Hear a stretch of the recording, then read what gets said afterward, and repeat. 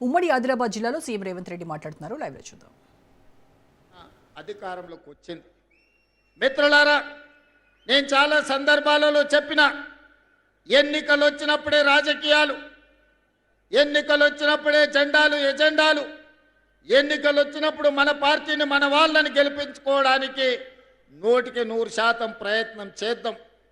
ఎన్నికలు ముగిసిన మరుక్షణం ఈ వేదిక మీద ఉన్న ఎవరైనా, అనిల్ జాదవ్ కావచ్చు, పాయల శంకర్ కావచ్చు, గోడెం నగేష్ గారు కావచ్చు, ఎవరైనా కావచ్చు, వాళ్ళు మా రాజకీయ ప్రత్యర్థులే కానీ మాకు శాశ్వతమైన శత్రువులు కాదు. ఈనాడు మేము వాళ్ళని శత్రువులుగా భావించడం లేదు. భిన్నమైన ఆలోచనలు ఉండొచ్చు, అభివృద్ధి విధానంలో వాళ్లకు మాకు భిన్నాభిప్రాయాలు ఉండొచ్చు, అవి భేదాభిప్రాయాలు కావు. అందుకే ఈనాడు ఈ అభివృద్ధి ప్రణాళికలో పార్టీలకు అతీతంగా ప్రభుత్వ కార్యక్రమంగా మిత్రులందరినీ పిలిచి వాళ్ళతోని మాట్లాడిపించి మీ ప్రాంత సమస్యల్ని వారు మా దృష్టికి తీసుకొస్తే ఆ సమస్యల్ని పరిష్కరించాలన్న కృత నిశ్చయంతో ఈనాడు అనిల్ జాదవ్ కావచ్చు, లేకపోతే గోడెం నగేష్ కావచ్చు, అందరిని కూడా మాట్లాడిపించినాం. నేను ఎందుకు ఈ వేదిక మీద నుంచి మాట చెప్తున్నా అంటే, 4 కోట్ల తెలంగాణ ప్రజలు ఆలోచన చెయ్యాలి.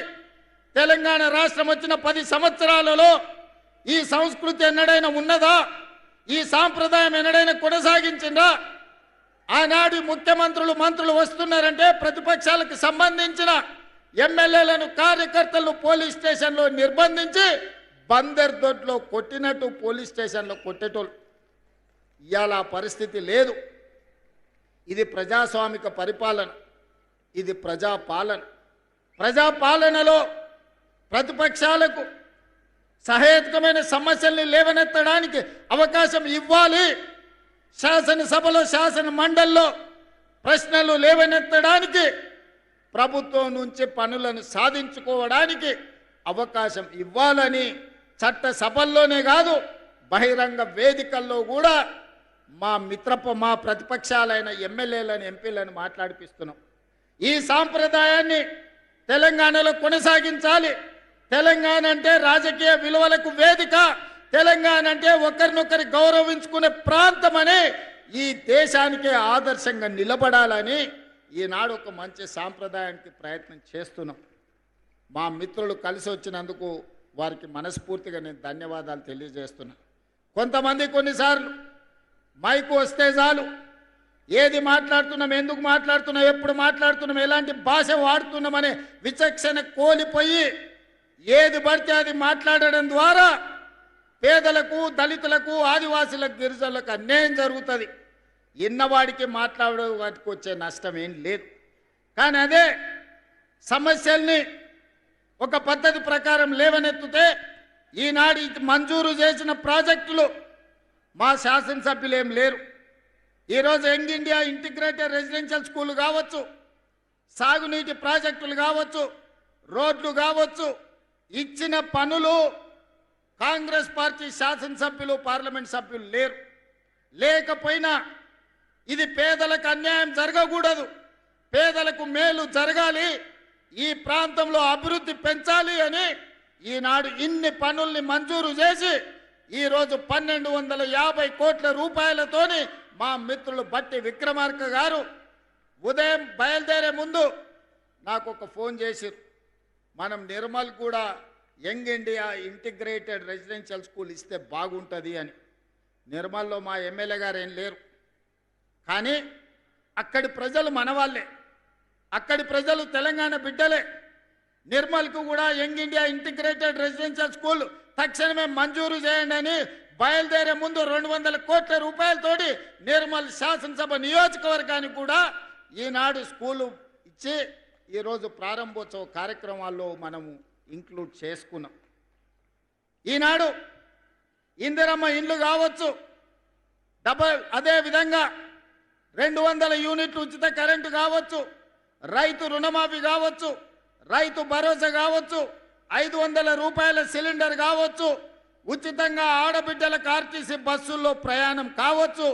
ఇవేవి కూడా కాంగ్రెస్కు ఓటేస్తేనే చేస్తామని అనలేదు. ఇవాళ ఈ రాష్ట్రంలో ఉన్న ప్రతి ఆడబిడ్డ 2 సంవత్సరాల 3 నెలలు దాదాపుగా 28 నెలల్లో 10,000 కోట్ల రూపాయలు ఆడబిడ్డల్ని ఆర్టీసీ బస్సులో ఉచిత ప్రయాణానికి బట్టి విక్రమార్క గారు నిధులు మంజూరు చేసిందంటే దాంట్లో నన్ను అన్నా అని పిలిచే వాళ్ళు ఉండొచ్చు, లేకపోతే ఇతర పార్టీలకు నమ్మకం విశ్వాసం ఉన్న వాళ్ళు కూడా ఉండొచ్చు. మేము పార్టీలు చూడలే, ఆడబిడ్డల కష్టాలు చూసినాం. ఆడబిడ్డలకు ఆర్టీసీలో ఉచిత ప్రయాణం ఉండాలి.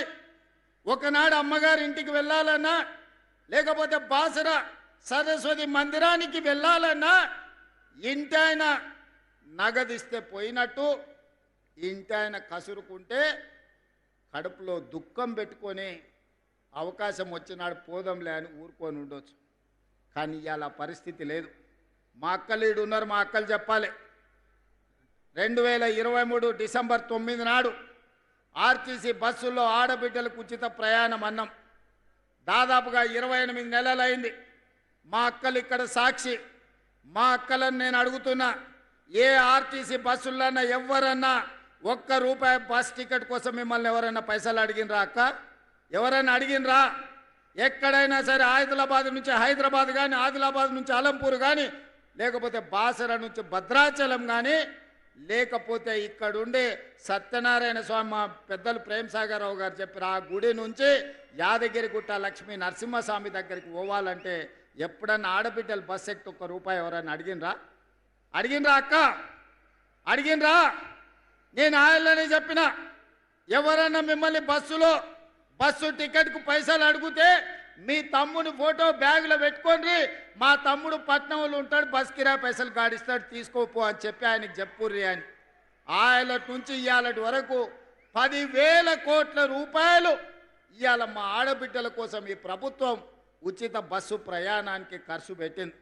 ఇవాళ మా ఆడబిడ్డలు ఈడు ఉన్నారు, మీ ఇళ్ళల్లో కరెంట్ ఉన్నది, మీ కళ్ళల్లో ఆనందం కనిపిస్తుంది.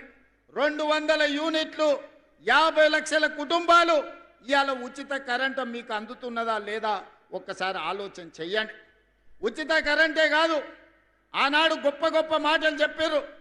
డబల్ బెడ్రూమ్ ఇల్లు ఇస్తామన్నారు.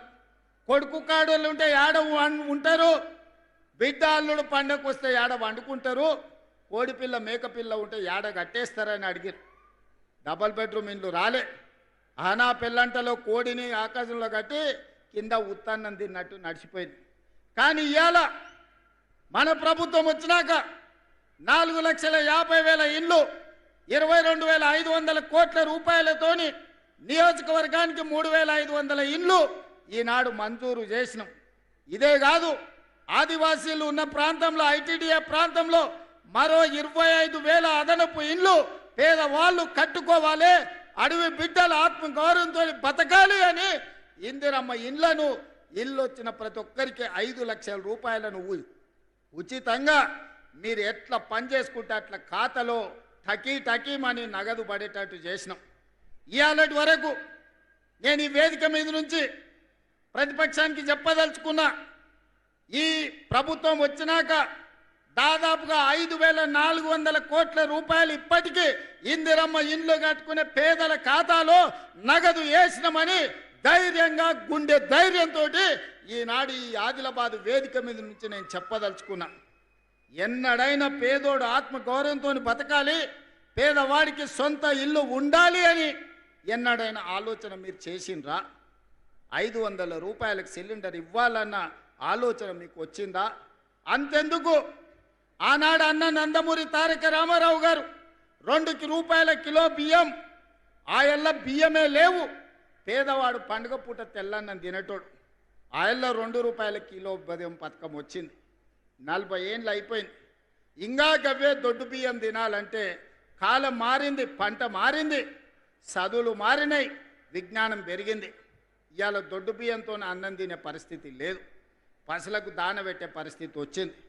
సన్న బియ్యంతో పేదవాడి కడుపు నింపాలన్న ఆలోచన ఎవరికైనా వచ్చిందా? ఇవాళ నేను ధైర్యంగా ఈ వేదిక మీద నుంచి చెప్పదలుచుకున్నా, 3,17,00,000 తెలంగాణ బిడ్డలకు ఒక్కొక్కరికి 6 కిలోల చొప్పున ఇవాళ సన్న బియ్యం పేదలకు అందిస్తున్నాం. మా అక్కలు వంట వండి ఇంటాయనకే కాదు, ఇంట్లో ఉండే సన్న బియ్యం సంటి పిల్లలకు ఇవాళ వండి పెట్టే పరిస్థితి వచ్చింది. మా అక్కలే సజీవ సాక్షి. ఇవాళ రేషన్ షాపుల్లో లైన్లో నిలబడి సన్న బియ్యం తీసుకొని ఇంటికి పోతున్నారు. ఆయల్లా దొడ్డు బియ్యం ఇస్తే రేషన్ షాపోడే అక్కడి నుంచి అక్కడనే కిలోకి 10 రూపాయలు నగదు ఇస్తే ఇచ్చినట్టు చేసి మిల్లర్ల మాఫియా, దళార్ల మాఫియా ఆయల్ల బియ్యం పథకాన్ని తూట్లు పొడిచిండ్రు. ఇవాళ తెలంగాణ రాష్ట్రంలో దేశంలో ఎక్కడా లేదు ఈ పథకం. దేశంలోనే మొట్టమొదటిసారి తెలంగాణ రాష్ట్రంలో 3,17,00,000 తెలంగాణ బిడ్డలకు 6 కిలోలు సన్న బియ్యం ఇవ్వడం ద్వారా ఈరోజు ఆత్మ గౌరవంతో మనం అన్నం తినడమే కాదు, సంటి పిల్లలకు వండి పెట్టే పరిస్థితి ఈరోజు మన రాష్ట్రంలో వచ్చింది. ఈ విధంగా చెప్పుకుంటూ వెళ్తే ఆడబిడ్డల్ని ఆర్టీసీలో బస్సుల్లో ఉచిత ప్రయాణమే కాదు, 1000 ఆర్టీసీ బస్సులకు యజమానులను చేసినాం. సోలార్ విద్యుత్ ఉత్పత్తి అదానీ అంబానీలు కాదు, మా ఆడబిడ్డలకు 1000 మెగావాట్లు ఇచ్చినాం. హైటెక్ సిటీ పక్కన 1000 కోట్ల రూపాయల స్థలాన్ని ఇచ్చి మా ఆడబిడ్డలు తయారు చేసే వస్తువులను ఈరోజు హైటెక్ సిటీ పక్కన అమ్మే విధంగా అంతర్జాతీయ మార్కెట్ ఈరోజు మనం కల్పించినాం.